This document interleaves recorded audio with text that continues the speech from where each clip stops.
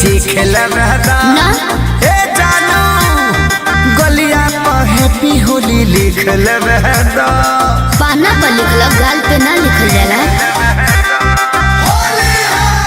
हाँ हाँ फगुआ हम उठला भी तनी चीखेल रहदा गलिया पर हैप्पी होली लिखल बेदा नहीं मिली बीपी हो जाई लो।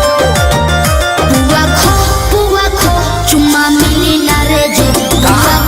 पुआ खो चुम्मा मिली ना रे जो। और कुछ ना बोले ना रे